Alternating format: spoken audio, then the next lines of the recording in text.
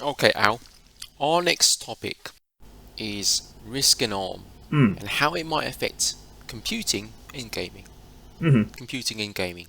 Obviously, it's another long subject, and before I get into this, I'm just going to give a brief history Mm-hmm. to anybody that might be listening to this. And the history is generally about Risc and how it started off, where we are today. Yeah. Yeah. Okay, where we are today. Risc, if you don't know, is basically reduced instruction set computer or Mm-hmm. chip. That's interchangeable these days. And it's a chip with small, highly optimized set of instructions Mm-hmm. versus a CISC, which is a complex instruction set computer or chip. Mm-hmm. And that's really your x86. Mm-hmm.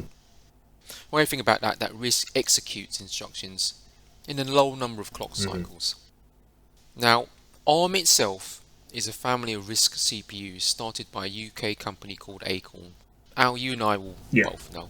Yeah. Yeah, Yeah. they used to make computers like the BBC Model B, which is actually linked to the actual BBC TV channel. We know, love or loathe, in the UK. Yeah. Yeah, and at the time there was an associated show called, I think it was the Computer Program, some sterile name they Oh. used. Yeah, Was it? Well, there was Tomorrow's World, if it was that one. it's all that sort of stuff, really. But the aim of these programs was to basically spread computer literacy. The BBC Model B, it was big in the educational area, so the BBC Micro was adopted in primary and secondary schools, and basically that was in the 80s. First ARM chips also basically made appearance back in, I think, the 80s, I think 1983 to be Mm-hmm. precise. Yeah, and one noteworthy fact was that the BBC Model B was used to simulate the first ARM chip design. Mm. A BBC Model B was used Mm-hmm. for that, Mm-hmm. shockingly. To give context to why Risc and ARM was such a coveted technology at the Mm-hmm. time, the ARM2 chip architecture was roughly 7 times the performance of a typical 7 MHz 68,000 base system, Mm-hmm. like a Commodore Amiga or Macintosh Yeah. SE. Yeah. It was twice as fast as an Intel 386, running at 16 MHz, and was about the same speed as a multi-processor fax super mini computer. Mm-hmm. So, all considered, Mm-hmm. fast as shit, in its day. And again, these guys, these ARM chips, these ARM2 chips were actually introduced into the Acorn Archimedes range of computers, in the Mm-hmm. 80s. And, other noteworthy examples of Risc CPUs include MIPS, PowerPC, SunSpark, and obviously the mobile chips that we know from Samsung or Qualcomm. And we know right now, in terms of Risc, there's a massive market penetration, especially in the mobile space. Yeah. It's massive. Yeah. Okay. Recent developments: Apple M1, Windows 10 for ARM. We already know Linux distros already work with ARM. Mm. Nvidia want to acquire ARM for 40 billion, dollars. And I think with a view to use it in enterprise for kind of Yeah. machine learning. Yeah. And going through some of these details. I mean, let's go one by one. Let's go. Let's talk about Apple.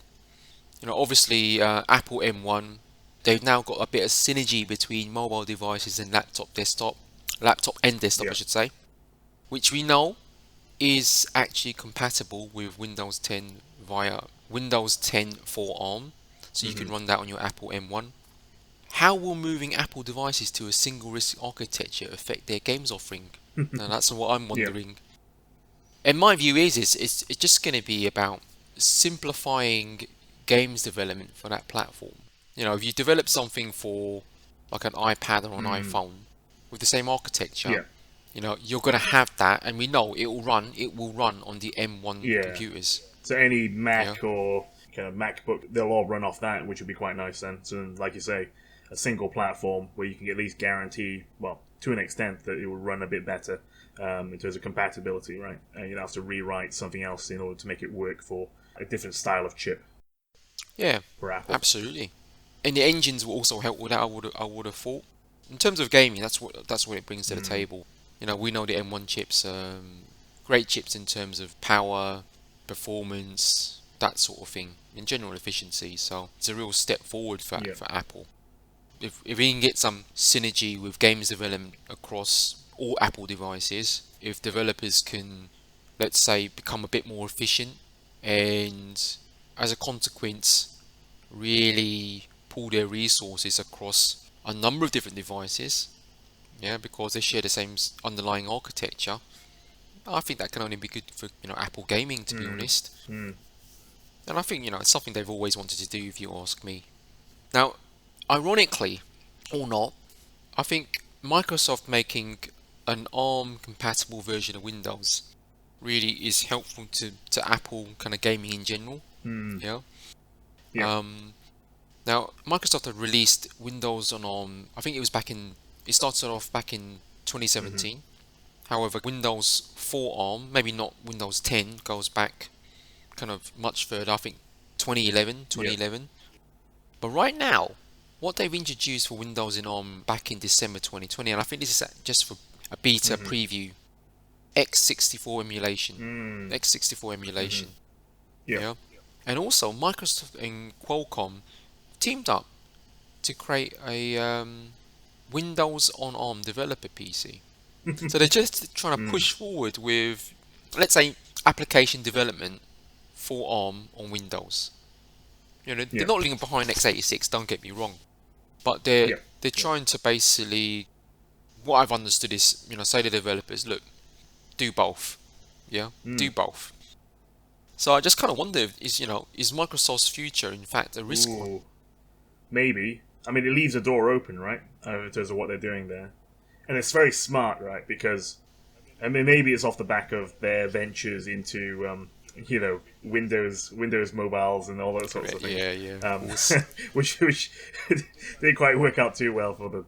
But I think this, allows them to have, virtual machines on these ARM, or Risc based kind of offerings, and it just increases their licenses, right? So they just have more people using Windows, more people using Office 365, and the whole suite of stuff. So I think it's good on them to actually making that available, because there's going to be, there's such a big market of consumers that could utilize it. Yeah, definitely. I mean, to a degree, they're hedging their bets, no doubt about that. Mm. But with especially, I mean, what interests me for gaming is just the emulation piece, and I just wonder one day if it Yeah. could be quick enough that it's just like, you know, it's kind of like you're running software on Mm. a x86, but it's ARM, yeah.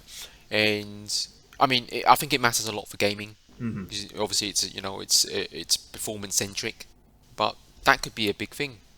Definitely a big Mm. thing. And moving on to Nvidia, who obviously they're Mm. betting big on ARM. They're trying to acquire ARM, for Yes. 40 billion, US dollars. Yeah. I mean, what people think it's also about enterprise and machine Mm. learning. Really, I think the spec definition of ARM 9, which Mm. seems to be really geared towards machine learning, Yeah. better Hmm. security, and again, ARM's generally, backwards compatible. So Yeah. ARM 8 was designed for virtualization, scalar floating points, and Mm. bfloat apps, which again I think it's really for AI, machine learning, and scientific applications. So Yeah. for me, it Yeah. feels like it's about enterprise. Hmm. Hmm. Nvidia have also released these things called Grace CPUs based on Hmm. ARM.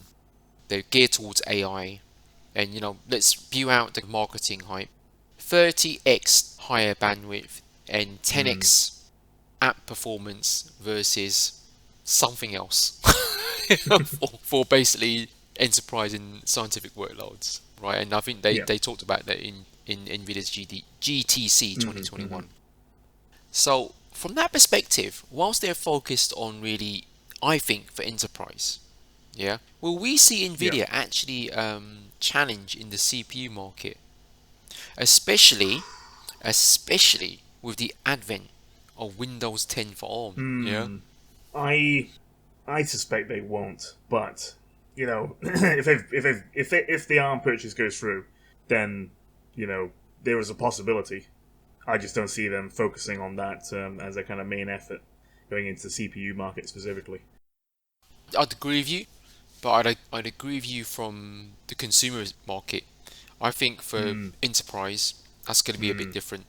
Yeah. I think they will kind of obviously focus on that, and as a consequence of that, with whatever advantages it might bring, going ARM and Risc, right?